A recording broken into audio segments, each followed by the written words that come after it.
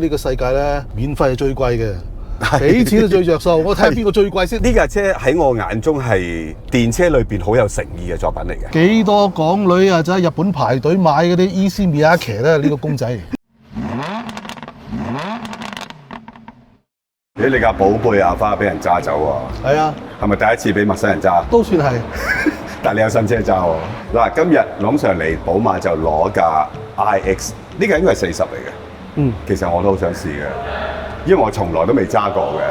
不如你試大帽山嘅時候叫埋我啊！好啊好啊 ，Let's go。3 days later， 咦，又話 Edmond 今日會嚟嘅，仲未見人嘅，嚟咗啦，去蓮姐度食豆腐花啊嘛。咁啊快啲上車啦。OK。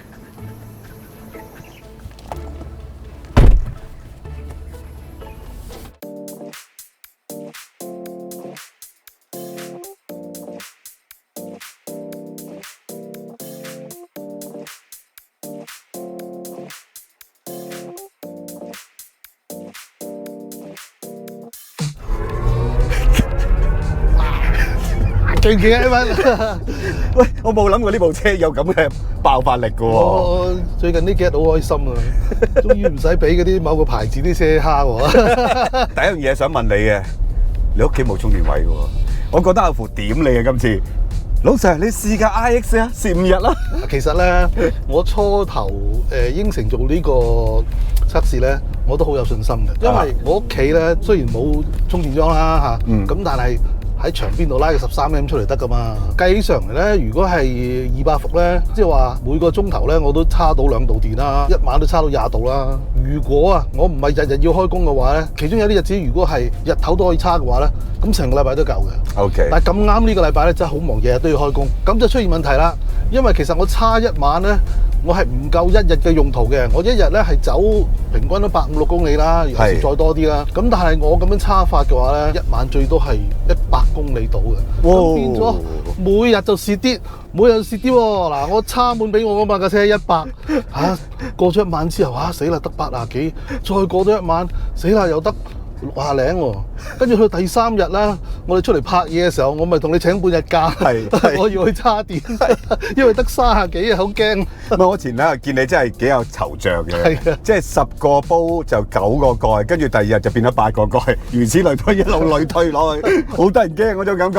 嗱，你終於感覺到我當其時未買電車對電車嗰種憂慮啦，係嘛？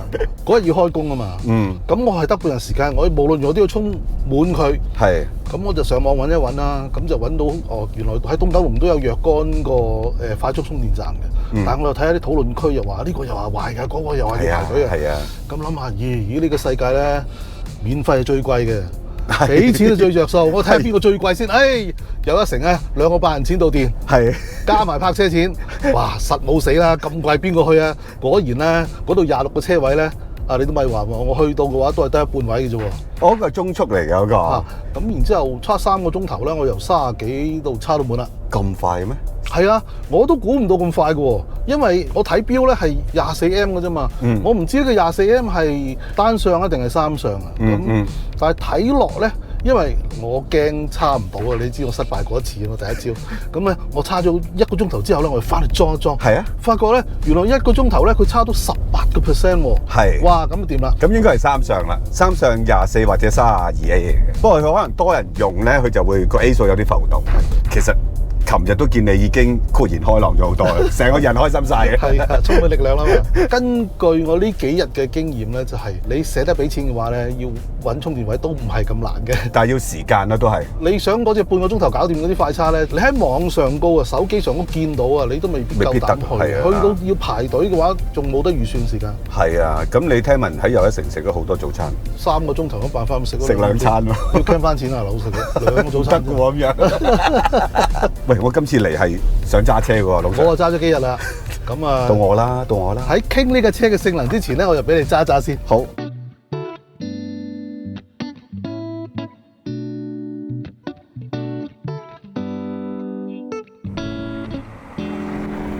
喂，頭先你嗰腳友咧，真係嚇我一跳喎。老實講，我睇 spec 咧都估唔到咁勁嘅喎。我冇諗過佢係呢一種嘅爆發力嘅喎。因為佢個 spec 唔係話認真好誇張喎，咁300零匹啊，係咁0至60係講緊係6秒1啊，但係我實際上踩出嚟嘅感覺咧係好勁嘅真係。你未坐過嘅人一定起雞皮喎！呢種嘅爆發力同嗰啲 Tesla 啲所謂嘅 performance 啊，好接近㗎咯已經。有啲似。其實我未揸過呢部車嘅，我唔知點解我未揸過。總之好多車我原來都冇揸過嘅。呢架車喺我眼中係電車裏邊好有誠意嘅作品嚟嘅。但係我唔係睇賣廣告啊！你認真啲睇下車，其實佢成個設計啊，係真係做翻電車，好似我係一種新能源嘅車，係一種新類型嘅車。咁我就俾翻啲新嘅設計你。性能上咧，我係真係冇乜期望。但係頭先你我腳友真係有料到喎。其實係唔單止話一踩油嗰下要動作啊，你喺呢啲彎路啊、山路上高咧，你都見到佢個表現咧，同佢嘅外形啊唔係好相襯。呢啲咁嘅彎咧，扭落去咧，車身動態反應啊，係好煞醒嘅喎。首先佢冇一啲好多餘嘅動作啊，車身高係緊㗎啦，呢樣嘢改變唔到㗎啦。咁但係佢其實都超過2噸㗎嘛。2噸半啊！但係你揸落，我哋都揸過好多2噸半嘅電車啦。呢架真係揸落唔似有2噸半嗰個重量喎，即係起碼你個下身上身雖然都有軟硬之分啊，但係佢唔會話有一啲好無聊嘅 flicking 嗰種動作啊。冇錯，呢架冇氣膽喎，好似冇氣膽。哇！靠個彈弓彈簧加個釘牌就搞掂啊！咁當然我相信有氣膽係更加好嘅。起碼我第一樣嘢嘅感覺咧，佢個重量冇如實咁反映喺個 handling 嗰度，有啲欺騙成分。第二就係佢個重量冇令到我覺得架車越揸越論盡。仲有就係個懸掛對於車身嘅控制咧，亦都係可以欺騙到我覺得佢係得嘅。事實上佢係到某個 limit 係得嘅。不過你話係咪真係好 enjoyable，我又唔會覺得。但係起碼喺雲雲啲咁嘅磚頭 size 嘅 SUV 裏邊嚟講，話呢部真係揸上嚟嘅感覺係起碼討好啲咯。其實同佢成架車嗰個設計理念有關嘅。寶馬喺做電動車嗰個車身設計咧，係其實同其他廠唔一樣。但係寶馬咧就冇攞呢樣嘢出嚟講嘅喎，識欣賞人就知道咯。一切都要講翻起，我哋如果認為係電動車元年就係 Model S 面世嗰架2012年嘅話咧，之後嗰幾年咧，其他車廠急起直追咧，個做法都係揾部現成嘅車，跟住就就加個摩打啊，加嚿大電池喺度，跟住試一大輪攞數據啊。但係寶馬咧當時咧就做一架 i3 出嚟，係啊，好用啊！i3 咧係與別不同嘅，係直情係一個 body on frame 嘅設計，咁啊用一個好強嘅底盤骨架，咁啊上高咧就吸一個纖維嘅籠喺度。其實咧 iX 嘅設計，如果你睇翻張圖咧，係同 i3 係啊有啲似，係好有一脈相承啊！係啊，我哋睇到咧4個轆最受力嗰個位咧就係個 shock tower 啊嘛。係呢架車好奇怪，個 shock tower 同個車身嗰個 mounting 最強嗰點咧係喺個底下嘅。一般嘅車咧就喺上高駁上個 A 柱嗰度啦，最有力嗰度啦，係啦。咁所以你見到呢架車好得意，就係佢底下咧係好強壯嘅，而上高咧係用咗好多輕量化嘅手法啦，即係當然啦，有鐵啦，有鋁啦，有碳纖維強化嘅塑料啦，咁樣嘅設計咧就得到底下夠晒強啦。但係轉彎咧，你唔覺得上高喺轉彎嘅過程裏邊，哎呀擺完咗啊，擺右個中咧，上高你明顯係覺得好輕。所以如果大家喺街上面見到 iX 咧，有時候你會睇到佢車身嘅反光咧，唔係好金屬嘅，係好似粒粒地、浮浮地咁。其實佢啲 panel 係比較薄嘅，你開門閂門都覺得㗎。係啊，唔同我哋聽慣嗰啲由個車頂落嚟嗰個剛性嗰種閂門聲㗎嘛。係，仲有樣嘢要講就係佢個油門嘅控制啦。幾容易喎，我覺得。係呢個有趣嘅。當然，所謂個容易，我哋係相對比較多人接觸過嘅 Tesla 啦。即係 Tesla 係好敏感嘅，好難好細微咁樣去和住油咁行。當你行長途，你就明顯知道嘅啦。即係如果你啱啱揸 Tesla 啲人，一日行50-60公里 highway 唔停，你就發覺你嘅右腳有少少酸軟。我大約用咗日半度咧。日半之後咧，就得到完全同我揸油車或者 hybrid 車嗰個感覺，即係我問我啲乘客，問啲屋企人咧，係基本上一樣。有網民咧喺我哋嘅 Facebook post 度咧留言問過你呢架車嘅一個問題嘅，就係個 brake 得唔得嘅？你覺得咧？如果你直接由油車揸過嚟咧，係需要適應嘅。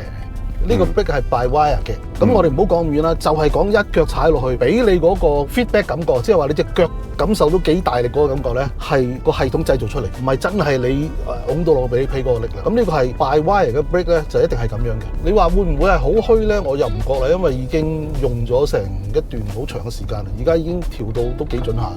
同埋咧，我係比較中意佢用厚啲嘅胎嘅，而家呢款車。雖然喺大帽山頭先我咁樣試咧，條胎都叫到 VR 鬼叫㗎啦。但係正正因為佢用厚胎，再加個懸掛唔係真係咁硬咧，咁所以其實架車幾舒服。以唔用氣膽嚟講，呢一個重量嘅電動車咧，我覺得係相當之唔錯啦。喺寶馬成個電嘅系列裏邊 ，I 嗰個系列 i30跟住 iX 其實就係佢哋要揚名立萬嘅一部車嚟㗎嘛。當其時 Tesla 仲喺度 sell 緊，哇！我加速幾快啊，我啲爆發力幾勁啊，咁我諗佢係有啲刻意想做翻少少呢啲少少咁嘅感覺啦。冇錯啦，即係你作為一個車，你唔好坐唔好揸嘅話咧，你其他嘢識飛都冇用。你揸呢架車嘅 Facebook post 出咗之後咧，都幾多問題。當然有啲朋友都幫手答咗㗎啦，就唔使我哋答㗎啦。但係有一個好醒，我覺得有個觀眾問：呢個摩打使唔使除碳啊？佢係好熟摩打係啦種類嘅先問得出呢個問題。係啦，嗱，不如我哋停低再講好嗎？好啊。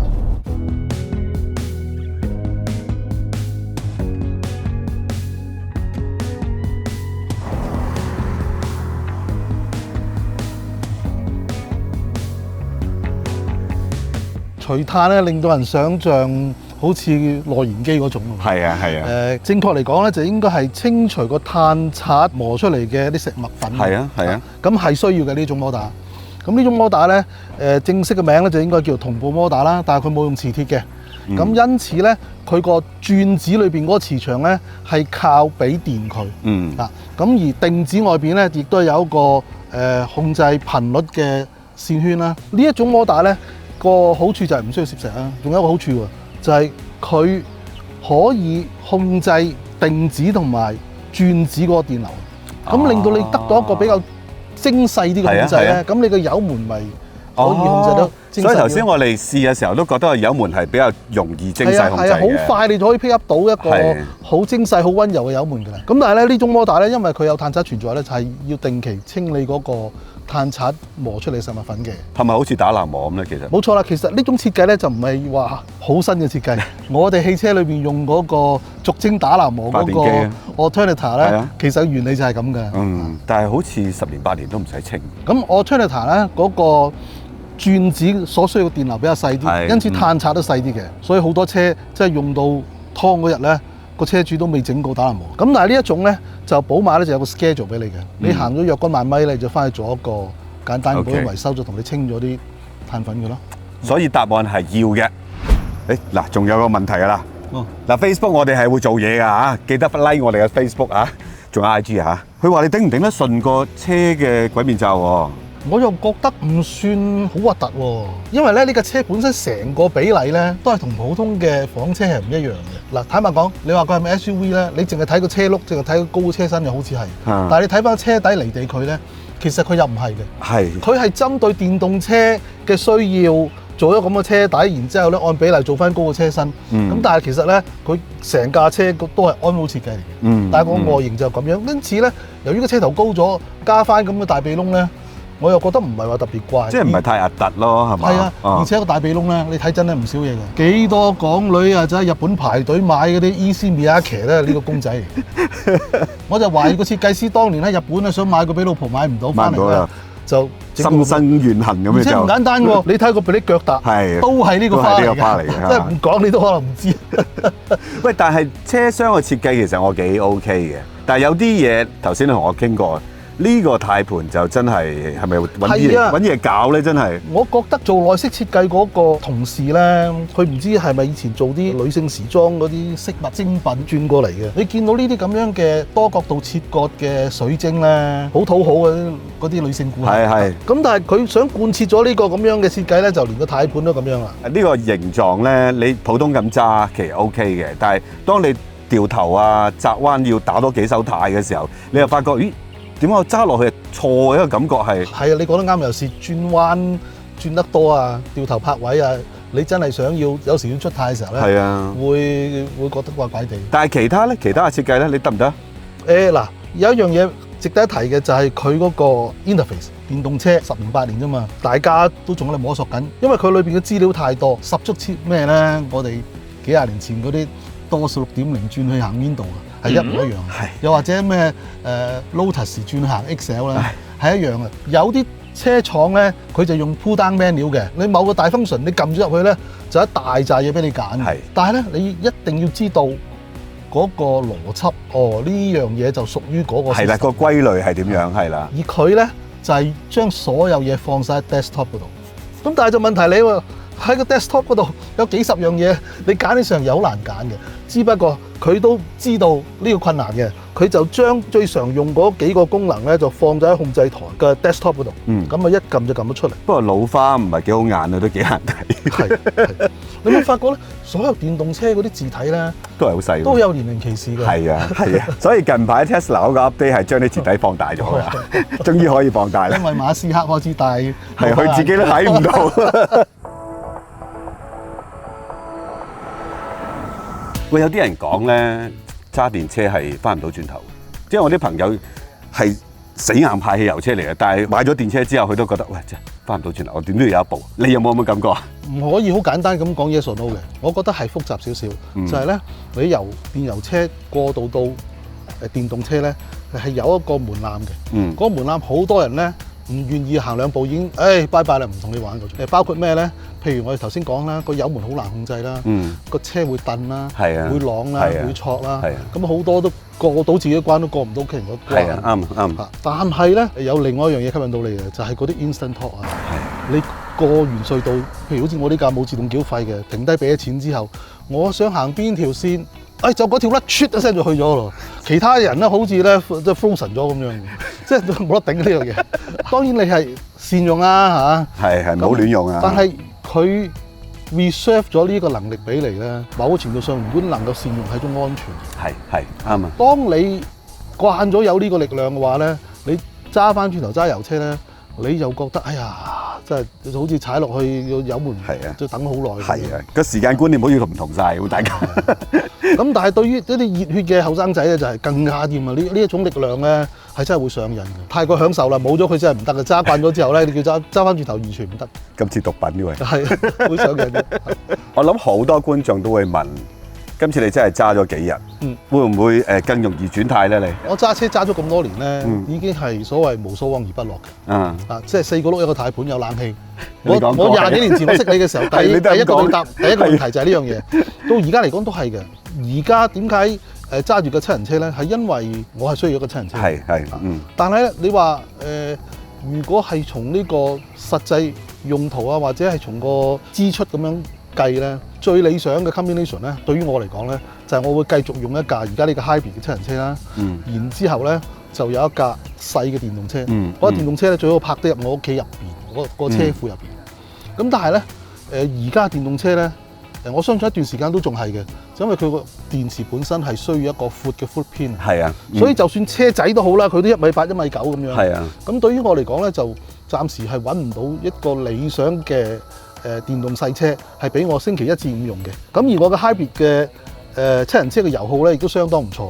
即係話咧，有電動最好，冇嘅話咧，我都應付得嚟。咁所以而家就繼續用住啦，觀察下先啦。喂，細還細啫。幾多公里先覺得合理啊？即係起碼要行到幾多公里啊？如果以我嗰個用車習慣咧，冇250就真係驚驚地嘅。250真實嘅情況下打咗8折㗎啦。即係話你嗰架車咧個 spec 係350咧，咁我打你就最安心啦。係啦，就最安心啦。咁因為我屋企有得叉啊嘛，哇！一日都用250就好犀利㗎啦。咁啊係的士咁啦揸。喂，龍 Sir 揸部細車出入真係好難想像，因為我認識你都未揸過細車。嗱，我就坦白我揸過 BM500㗎，我揸過細車嘅，但係都俾人笑㗎嘛。咁我唔需要揸㗎啲1.5米闊嘅，只要係唔超過1.8米褪咗入我車庫度，嗰啲就 OK 㗎啦。OK。嗱，今日試車咧就到此為止啦。咁我哋好少做 long term test 嘅，咁事實上亦都好難借到車 long term test 嘅。咁純粹係今次係有少少玩啊，龍 Sir。明知佢冇叉電位，就借部電車俾佢玩5日。咁記得 subscribe 我哋 YouTube channel 啦，仲有 Facebook、IG 頭先講過啦嚇。Comment、like and share 記住啦，多謝晒。